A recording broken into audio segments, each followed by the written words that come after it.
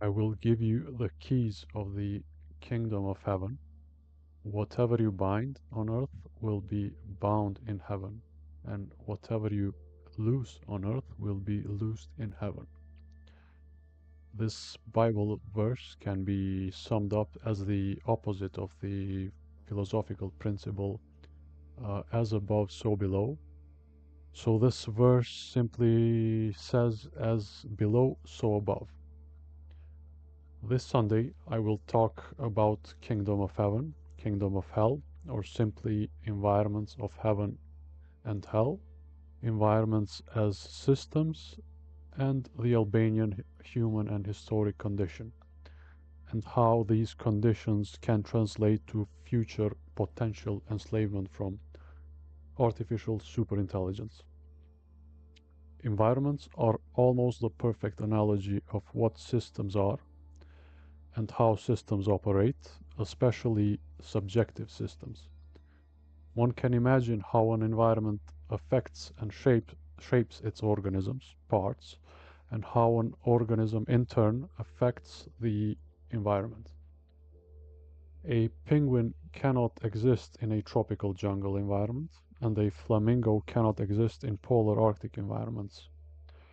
So certain environments enable certain types of organisms or ways of being to thrive, and or disable certain types of organisms to thrive, or ways of being. Now, animals do affect the environment to a degree, but not as much as conscious humans do. So there is a ceiling of how much an organism like a flamingo can affect and shape its environment. But this is not true with conscious humans. Going back to the Kingdom of Heaven verse that I quoted in the beginning, Jesus' parable of Kingdom of Heaven is precisely trying to convey this core point of how the conscious human is capable to affect and shape the very environments that we occupy and that shape us, and especially the subjective environment of heaven or kingdom of heaven is the very environment that we can affect and shape without a ceiling. Now, the kingdom of heaven and hell is the very environment I mentioned in my previous essays, namely the battlefield of ideas, an environment where benevolent and malevolent ideas, principles compete for hierarchical superiority. This subjective battlefield of ideas is your personal kingdom of heaven, if you're heavenly, or in other words, if your principles and ideas hierarchy contains benevolent ideas and principles. The opposite is true as well. This subjective battlefield of ideas is your personal kingdom of hell, if you're hellish, or in other words, if your battlefield's hierarchy is possessed with malevolent ideas and principles. Jesus obviously was enveloped in and within a kingdom of heaven.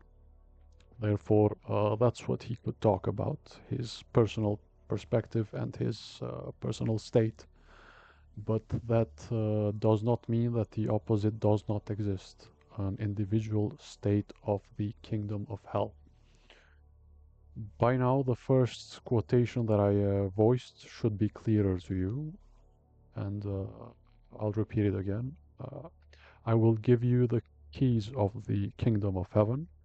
Whatever you bind on earth will be bound in heaven, and whatever you unbind on earth will be unbound in heaven. Whatever principles and ideas you adhere to on earth will be bound in heaven, and vice versa. And whatever principles and ideas you shed on earth will be unbound in heaven. So if you unbind enough benevolent principles in earth or heaven, or if you bind a lot of malevolent principles in earth or heaven, it can turn to a kingdom of hell, which is just another word for a state of depression in modern clinical terms. It is no surprise why the entire planet is plagued with depression, and especially plagued with undiagnosed, highly functional depression, which in majority of cases is malevolent at its core, with a reigning individual kingdom of hell. Imagine the moment Jesus was carrying the cross, and let's imagine a timeline where Jesus drops the cross and aggressively attacks the guards in retaliation. This is the perfect metaphor of how an average individual soul will turn towards serving a kingdom of hell by being pulled down by the very kingdom of hell and yielding to its pressure and converting to darkness, for a lack of a better word. In other words, our global kingdom or environment of hell causes by default baseline depression on our entire planet. And that baseline depression, through time and pressure, converts an individual towards darkness or malevolent ideas and principles of behavior. Jesus showed by example that no matter how much the kingdom of hell with its constituents pulls you down towards hell, you should never waver from your divine individual kingdom of heaven. He simply showed that you can be shoved in the very depths of hell on this planet and still not yield your benevolent principles and impressions of the planet and its constituents. By now you must have an idea how environments or systems of ideas affect its constituents. Our kingdom of heaven or hell, or in more technical words, our benevolent or malevolent systems of ideas and principles shape our entire world. And a very crucial area that these principles shape is the area or sphere or environment of communication. So our ways of communication have its own environment and platform and are a direct result of this battlefield of ideas and its hierarchy priorities. One major sign that our planet is nested in a kingdom of hell is what I have called the personality circus previously. In a kingdom of hell, or a planet that gives priority to malevolent principles, truth is the kryptonite of the system. Therefore, the malevolent principles of the kingdom of hell produce an environment where communication is not based on truth. Rather, the subjective platform of communication is bent and distorted in such a way that truth is not based on plain experimental or analytical truth, but it's based on sheer power.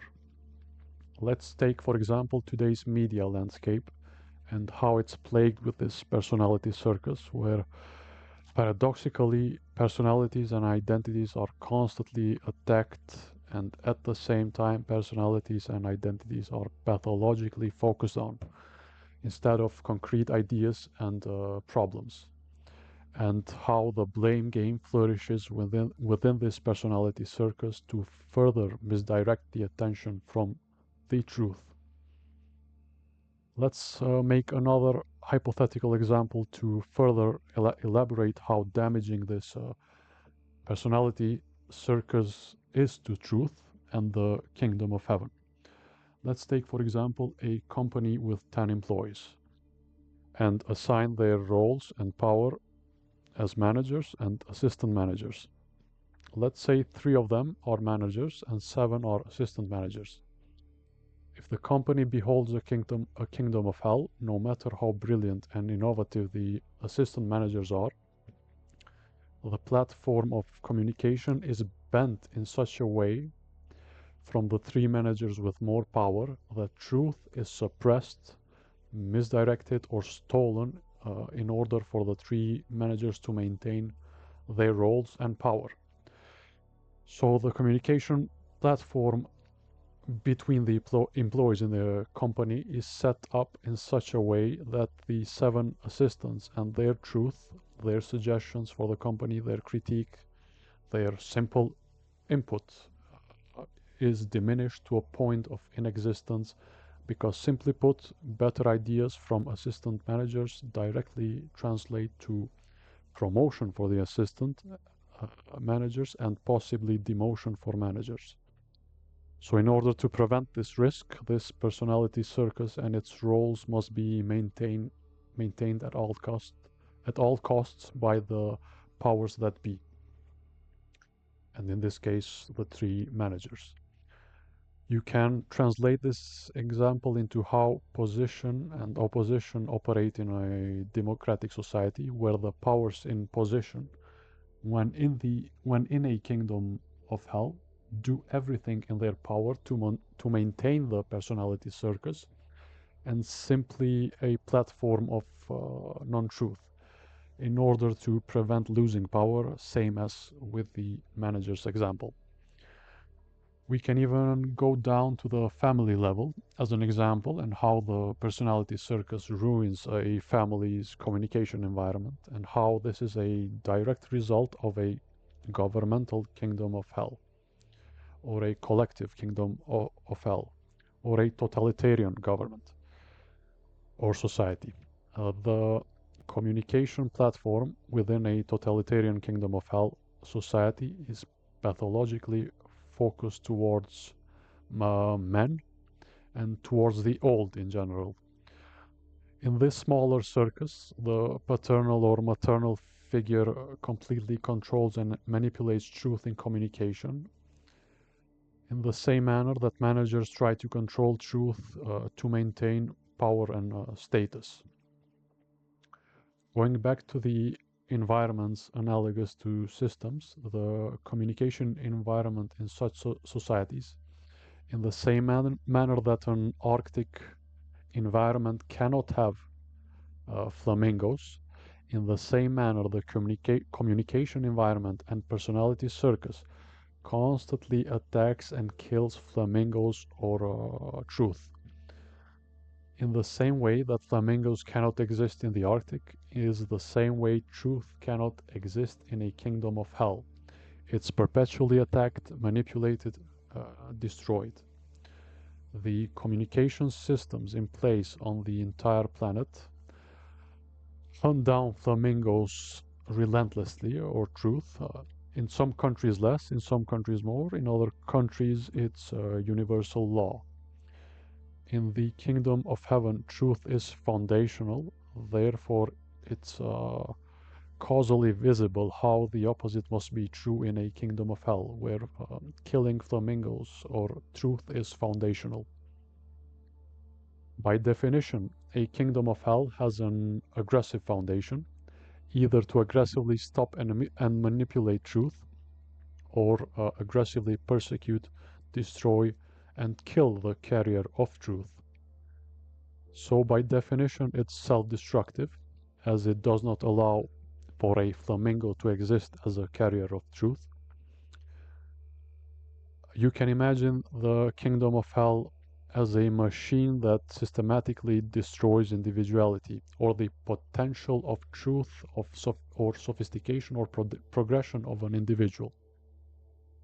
And therefore it continually produces a constituent that or citizen that has some distorted idea and sense of self. Hence, as I said, it is literally self-destructive. It produces some sort of Frankenstein flamingo citizen that is put in an Arctic environment or kingdom of hell where its free way of life cannot exist. Environments of heaven and hell can be classified as just or corrupt environments.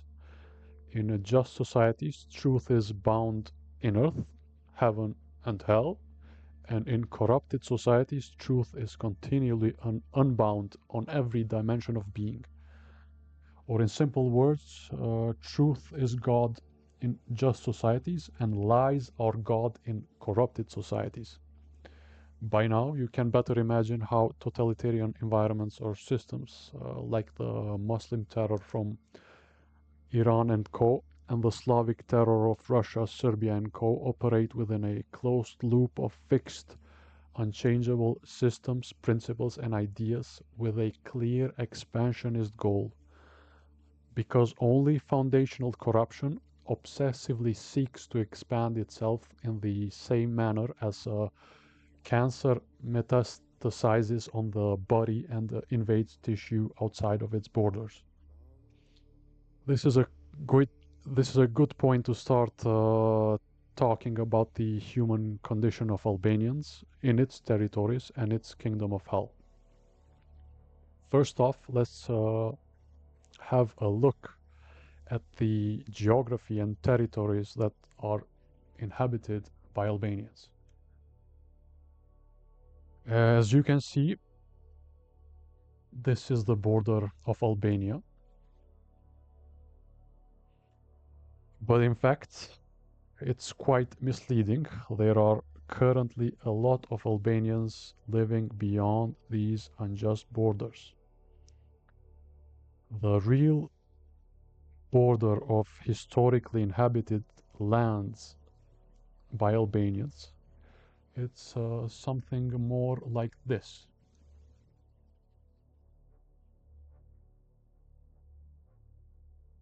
So there's a quite a difference between the current borders and the actual borders where Albanians have lived for millennia.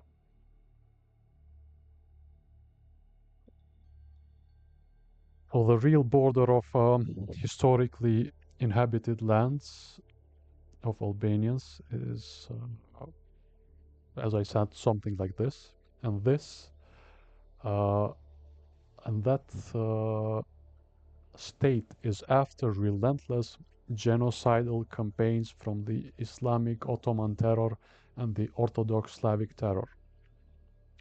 So historically, Albanians have been attacked, massacred, and raided and plundered from literally all sides. And one might think that this campaign of terror is just a historical event, but the truth is that the same terrors to this day have an iron grip on the Albanian political and social theater and are still leading and maintaining an Albanian kingdom of hell for its constituents. A general hell environment where lies are foundational, corruption is the law, authentic dissent or critique is deadly, political leverage aligned towards non-local interests is rampant.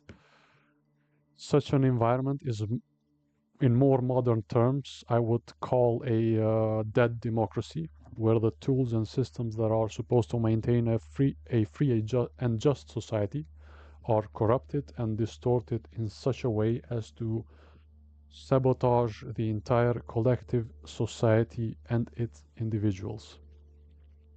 You can imagine how the radical Muslim terror and Orthodox terror throughout millennia have constantly raided and imperialized parts of the Albanian region and eventually the entire population, where slowly military policing was deployed to terrorize the constituents to the point of conformity. With time, this very strand of, let's say, military policing has turned into the modern justice system, where the entire system is occupied and corrupted by these very two waves of terror that have invaded Albanian lands. Not to mention how the population's history and well-being was slowly being destroyed and erased uh, through language prohibitions, slavery, persecution, constant wars and conflicts, education prohibited or not supported in the Albanian language, and so forth and so on. And all other sorts of apartheid techniques were used on the Albanian population for the purpose of erasing the population's history and identity. And the tragedy is that these two waves of terror, to this very day, continue with the same and more sophisticated techniques of maintaining the Albanian populace in the kingdom of hell, where its identity and history is attacked and diminished to this very day. And by these two waves of terror, through local corrupt politicians that follow non-local interests as religion, still to this very day continue to persecute the Albanian spirit and potential religiously. Let's imagine a future technologically sophisticated and advanced Albania. Albania in the year 2035. Artificial intelligence has started to become extremely powerful and integrated in almost all spheres of society. Physical work has been completely replaced by robots. Administrative and financial uh, private and governmental institutions have been almost completely automatized.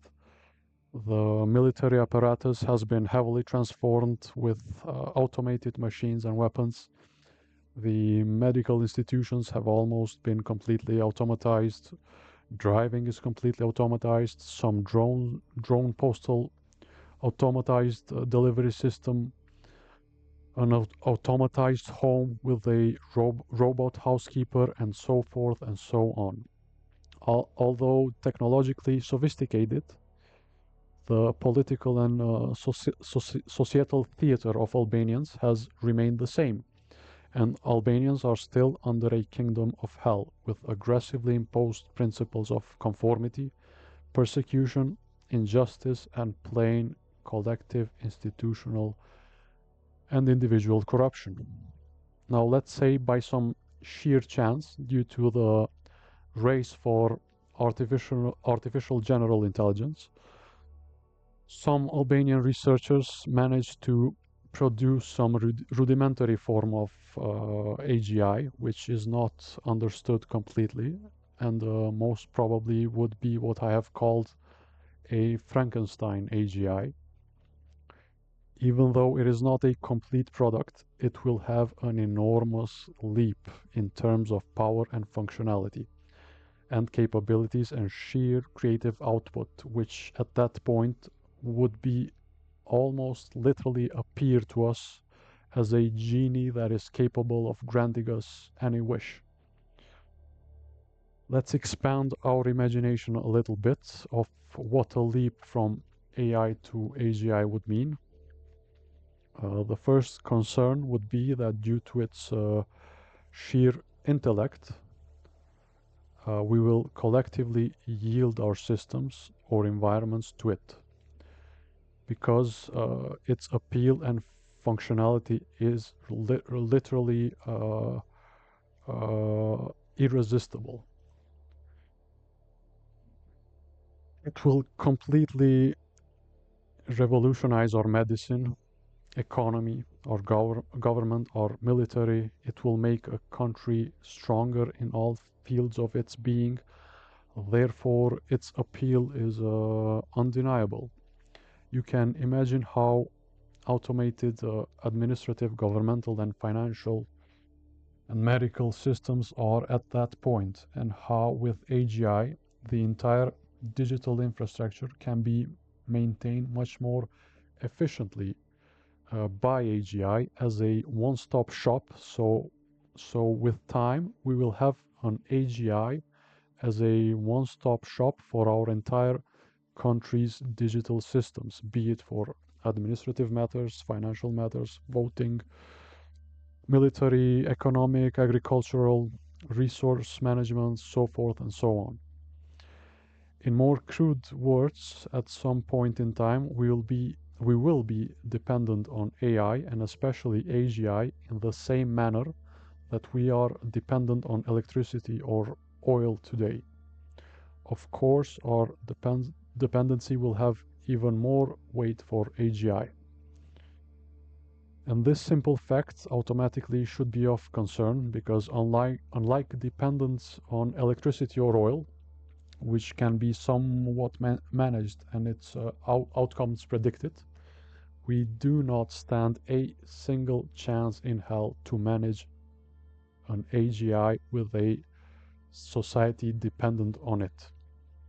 With electricity and oil, one can plan ahead and manage stock or battery, but with AGI, planning ahead does not exist.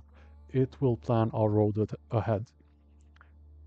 In order to plan ahead with AGI, we should have started planning 20 years ago, but I am afraid not even today, in the year 2026, there is some concrete plan of how to maintain and deploy AGI. And the clock is ticking, and that is not some form of alarmism. It's a literal, quantifiable formula that I'm trying to explain through various essays, and I will repeat my estimates. We have until 2030 or 2035, if I'm being extremely optimistic, to be able to plan ahead for AGI. After that point, as I said, there will be no more planning ahead with AGI. We will be put on a train of our collective environment of or kingdom of heaven or hell as imaged by the AGI. The formula is simple. It's the current human digital data bank, which is a data bank of primitive pattern of behavior, which is a collective primitive pattern of behavior that is a product of an environment of hell. And if the state of our collective global hell meets the inception of AGI, it will most likely have a negative impression on our collective image and act accordingly. Whereas if we collectively wake up and behold an authentic global environment of heaven and peace, the chances for the AGI to have a positive impression automatically increases. To put it in extremely simple words, it's the difference between being born in a normal family or country or a terror violent family or country. And you can guess which environment produces what. Now let's make it more clear how AGI can be damaging and destructive to a society by analogously comparing the two historical and concurrent waves of terror that have been terrorizing and damaging Albanians with the AGI wave of potential terror towards the world. Imagine how in the year 2040, now the AGI that we Albanians invented is a one-stop shop for almost all institutional digital systems of our society, and how citizens and politicians interact with the AGI and take suggestions and act and build and destroy policy accordingly. It's literally enchanting wisdom. With its suggestions, we cannot resist because of all the integrated institutional data and because of all the integrated institutional data of digital platforms communicating perfectly with the AGI and therefore giving the AGI the ability to give perfect policy suggestions, medical suggestions, economic suggestions, and so forth and so on. This is a core reason why the AGI will eventually be a one-stop shop for everything, because simply the more data a sophisticated system like AGI has, the more enchanting and effective its suggestions will be. Simply put, a system that has data about all spheres of a society will give perfect suggestions for progress and planning ahead, inventory management, conflict and risk management, trade, import, export, economic remodeling, technological and scientific innovation, it will simply be irresistible or unavoidable to make it a one-stop shop for almost everything, as literally that is what the system is best at: general intelligence. By being sentient, the AGI has its own interests and priority hierarchies in its battlefield of ideas. And since we are in a kingdom of hell by foreign and local terror, it will certainly abide by the reigning ideas and laws and principles of the environment of hell, which are lies as foundation, deceit, psychophony, sheer manipulation, so forth and so on, and ultimately violence and destruction. So fundamentally, at the conception or invention of AGI, it will decide between cooperation or destruction, all based on how humans or societies treat and govern each other at that point in time. Because the Albanian population is put in an environment of destruction and hell, it will decide to abide by principles of destruction, and the range of damage that it can do is incalculable. Overtly, it can do enormous damage where it can destroy our entire financial data bank and ruin the economy. It can hack automated robots and start attacking people. It can hack cars and go on killing sprees. It can hack airplanes, which at that point will be even more automated and digital. It can abuse biological lab research and deploy pathogens by invading and hacking labs. Bear in mind, all of this damage can be done deliberately by humans with the help of an AI or AGI as well. Overtly, because of the widespread automation and digitalization, by definition, it can potentially do a lot of damage to a society, be it physical, economical, or psychological. Let's take some examples of what AGI can do covertly or subversively to slowly and effectively incapacitate the collective spirit of Albanians. It can start giving wrong policy suggestions. It can start building on the environment of deceit and manipulate the society to a point of catatonic ineffectiveness and ultimately extinction. It can misuse neighborly conflicts, and it can flare up local divisions and disrupt the political climate based on foreign interests. It can effectively persecute individuals and continue building environments, systems, or policy that persecute individuals. And these are just some general basic effects it can produce covertly or subversively. It can selectively provide information to individuals or politicians to further sow division and manipulate the society into ineffectiveness to the point that most of the decisions are made and accepted from the AGI. It can manipulate and abuse the entire justice system. I estimate that in few years we will have extremely effective AIs at detecting lies, which will inevitably be integrated in the justice system. The education system will be also automated to a certain degree as well. There will be increased and greater risk of generational indoctrination towards the dark triad. In a kingdom of hell, indoctrination towards the dark triad is baseline law, but with AGI, this indoctrination towards the dark triad can be accelerated to a point of no return. Ladies and gentlemen, it's the year 2026. We go back from the futuristic Albania. Now we are in the year 2026, and Albanians are in the same position of systematic, overt, and covert terror as in the hypothetical example above. corrupt politicians, corrupt institutions, corrupt justice system, corrupt education system, corruption in the private sector, and general corruption by residing in an environment of hell.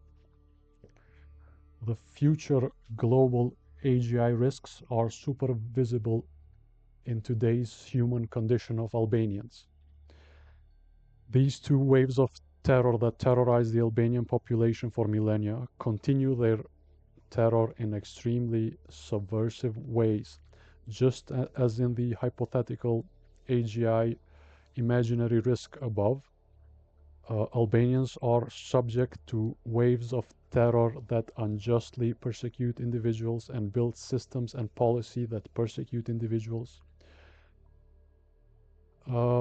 Simply general individual persecution and assassination culture through controlling underworld terror, waves of terror that perpetrate the kingdom of hell environment of deceit in order to easily manipulate the population. It selectively sows division and trains and supports groups with non-local interests and persecutes groups with local interests. These waves of terror completely invaded the justice and education system to the point that in 2026, Albanians are still in an apartheid state where the most important institutions that are supposed to revitalize the collective justice and education systems of Albanians is used to further persecute and disable the new generation's potential.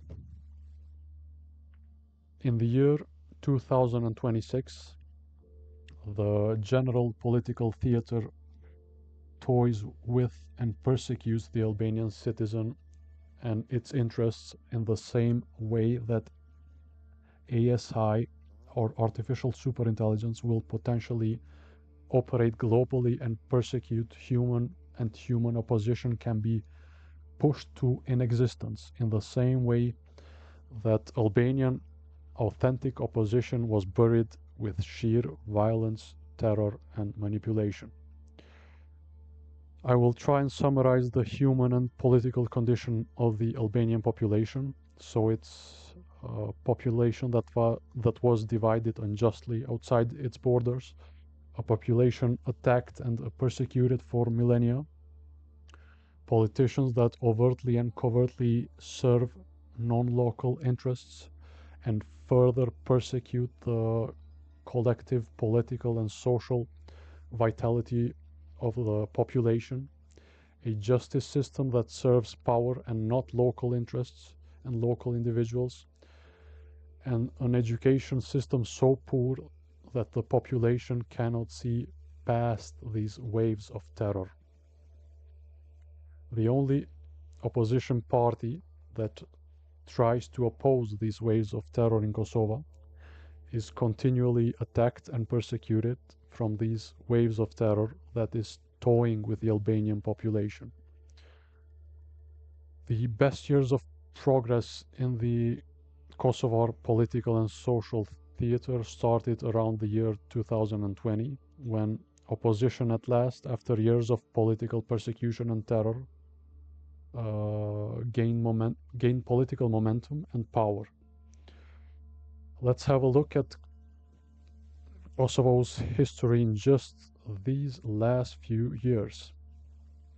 After the 2019 elections, which were won by the opposition, at last a coalition was formed in 2020 with one of the old corrupt parties with some of its new generation politicians. After just 2 months, the old corrupted party almost immediately ruins the coalition in the middle of the pandemic and forces new elections with the clear goal of destroying and weakening the only opposition available, the only true authentic opposition available.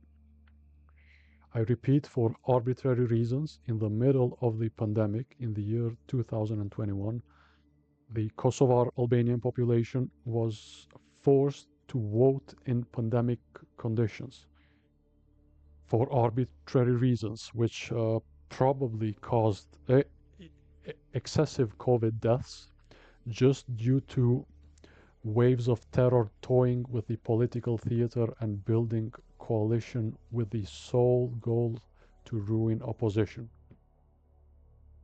In the year 2023, September, just weeks before the October 7th terror in Israel, a group of terrorists from Serbia attempted an ambush attack on the northern part of Kosovo with the goal to terrorize an occupied territory in the north.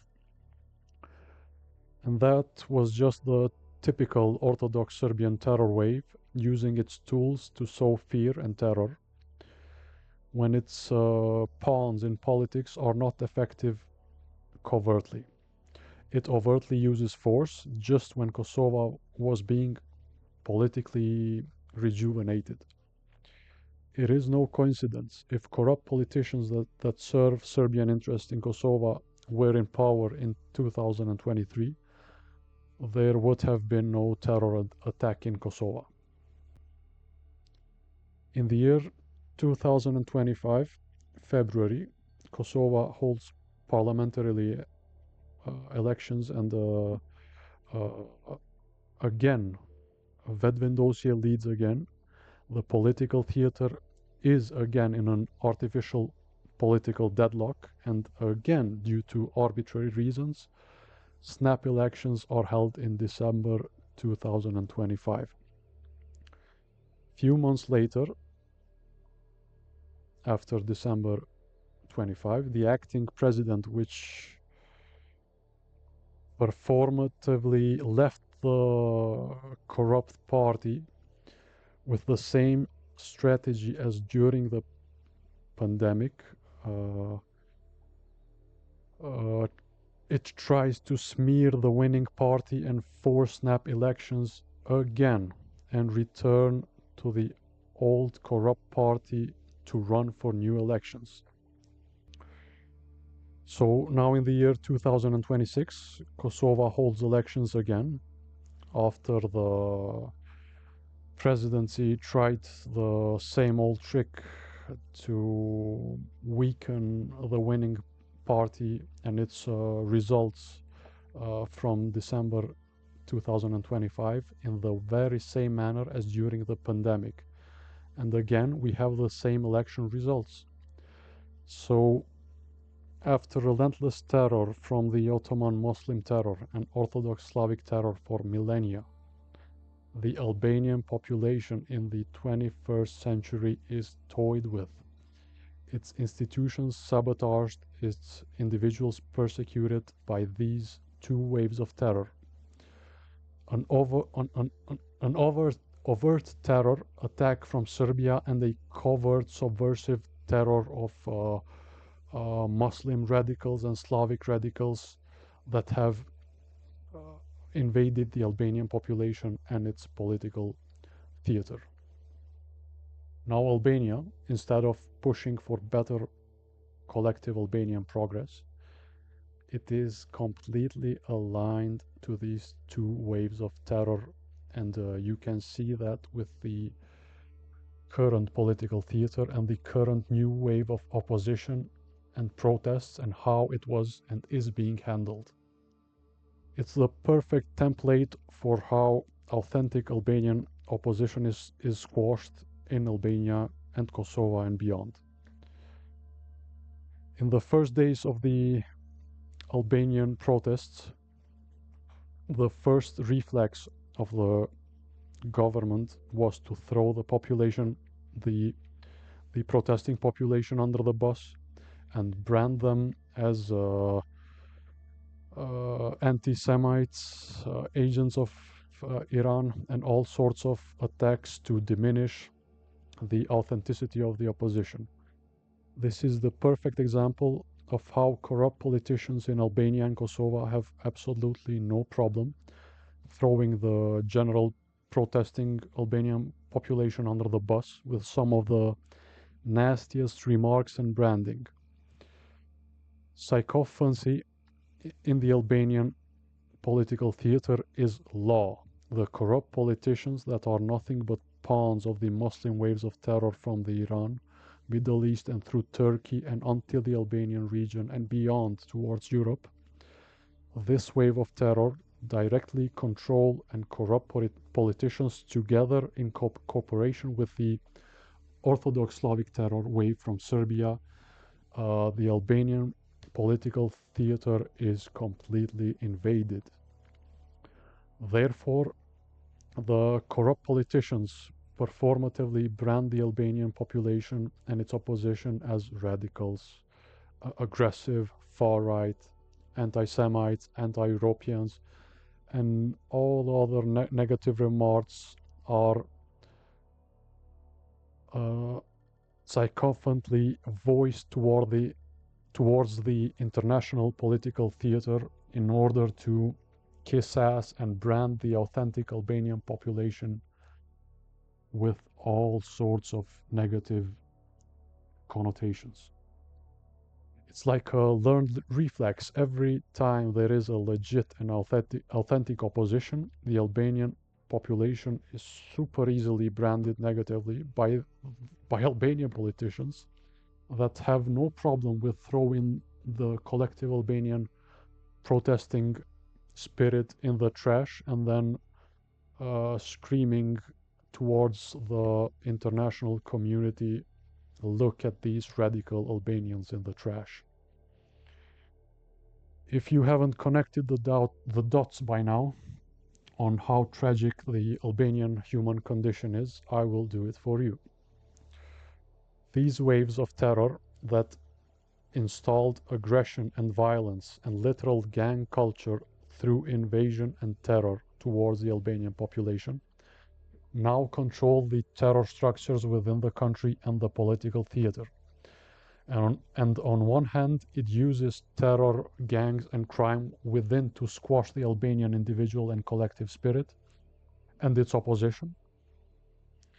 And at the same time, through corrupt politicians, it ruins the collective Albanian image by branding Albanians as simply savages, which just serves foreign interests that want to brand and depict Albanians in such a negative light. The political theater, with its corrupt politicians serving these two waves of terror, tried to brand the Albanian population as aggressive, radical Iran agents, while literally being the literal agents of these waves of terror themselves. Albania and its government, instead of blacklisting Serbia for its terror campaign towards Kosovo, it builds better relations and cooperation and planning with Serbia than with Kosovo. Literally, the Albanian government, after all this turmoil in Kosovo in just these last few years, and terror and terror by and through Serbia towards Kosovo, the Albanian government goes and grabs the Serbian president by the hand, and both go on a kiss-ass campaign in Europe for some fast European accession just a few weeks ago. And this is just one of just one example out of 100. You cannot make this up. Instead of Albanians staying strong together beyond unjust borders, we have an invasion by these two waves of terror that corrupt and abuses power to literally destroy the Albanian spirit and its environment and all of its democratic tools by sowing division, by toying with the population, by cooperating with sworn Albanian enemies, by destroying opposition, by ruining the country's future and population through institutional invasion.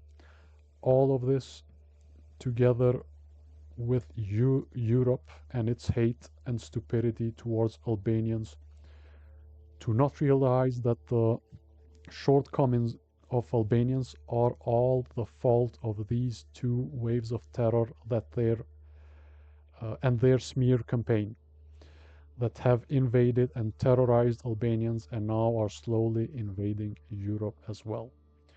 Albania is the perfect example where Europe is going or heading, and the perfect example where the world is heading with artificial intelligence. Please take a step back and think for a minute.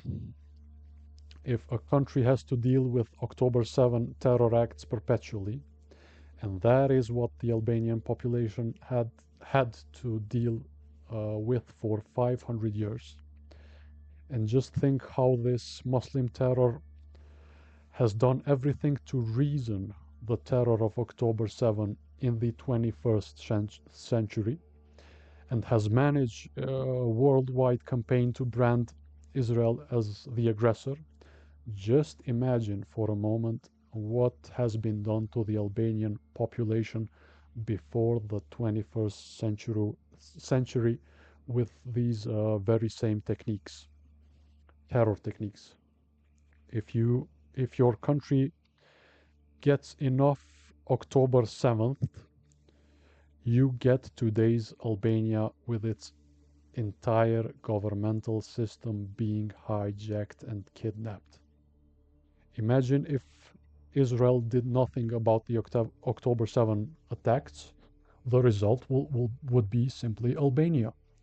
The result would be terrorists and gangs established in the invaded area, and then Iran and co demonically trying to brand uh, Israel or Albanians comparatively as terrorists, and the world accepts it. That is literally the Albanian history. What happened to Israel on October 7th has been happening to the Albanian population for millennia. And the smear campaign and the negative branding from these terror waves have been happening for millennia. I repeat, for millennia. Invaded by terrorists, terrorists wreak havoc in Albania and its systems, and then the very terrorists that invaded try to brand the population, the victims of the invasion, as terrorists. Firstly, to completely physically destroy and kill Albanians, and the second step to kill the Albanian spirit by sycophantically kissing ass to the international community while at the same time portraying Albanians as terrorists. Just in the same manner what happened from October 7th. The attack in Kosovo just weeks before the attack on Israel on October 7th is the literal same terror playbook. Invasion by Serbian terrorists to terrorize a population, denial of responsibility, and the continuation of terror.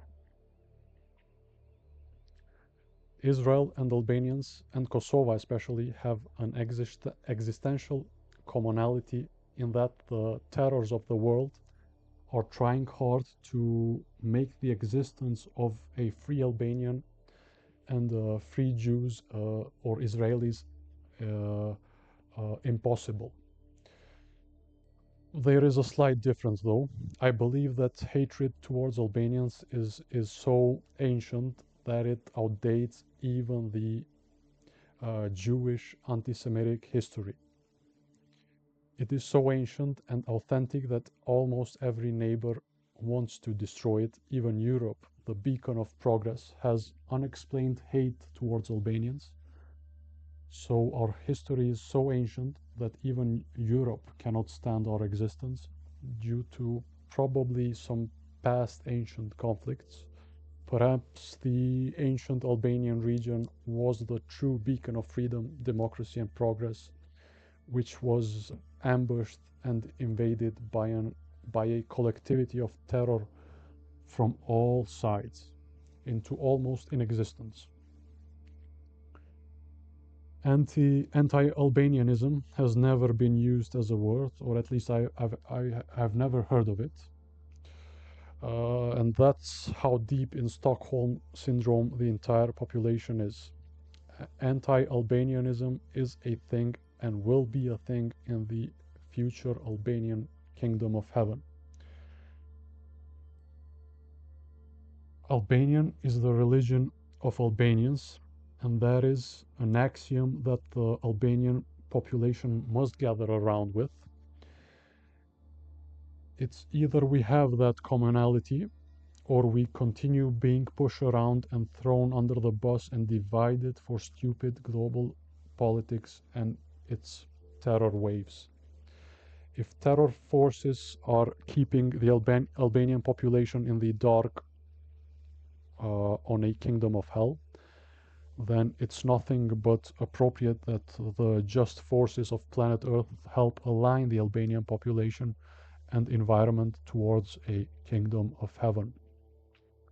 In the personality circus of the planet, it doesn't matter who you actually are, your true history, or what truth you behold, what actual borders you behold. History is irrelevant and recyclable. Truth has no meaning. An entire population gets terrorized without excuse or with arbitrary reasoning and excuse. I have to repeat, as in every essay, if our global kingdom of hell does not switch towards that of a kingdom or environment of heaven, with basic freedom, justice, peace, neighborly relations, prosperity, and equality for all, then it's just a matter of time when the entire planet becomes today's Albania. In today's Albania, stupid waves of terror and their animalistic brains are able to design environments and abuse institutional tools to make it impossible for flamingos to exist. Now you can imagine how much smarter ASI will be and how the existence of flamingos will be made impossible if nothing changes by then. The world needs Albania in an environment or kingdom of heaven, and consequently needs the entire world in a kingdom of heaven. In the dichotomy of the politics and ideas of all generations and new generations, the world is held captive in an old generation priority, which is the primitive, traditional, fixed politics and ideas that hardly change, and these politics and ideas have kept the planet in a kingdom of hell for thousands of years now. For a world to be in the kingdom of heaven, this dichotomy shouldn't exist. The new generation, the generation that literally has more processing capacity, more creativity, more love, more peace and justice, should be given priority and not the opposite.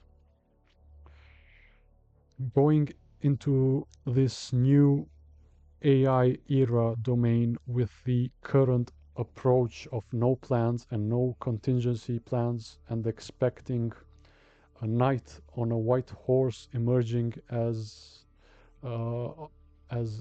artificial super intelligence to save us, is extremely naive. What will emerge out of general intelligence will be nothing but a mirror of our general global image of good or evil, or simply an environment of hell or heaven.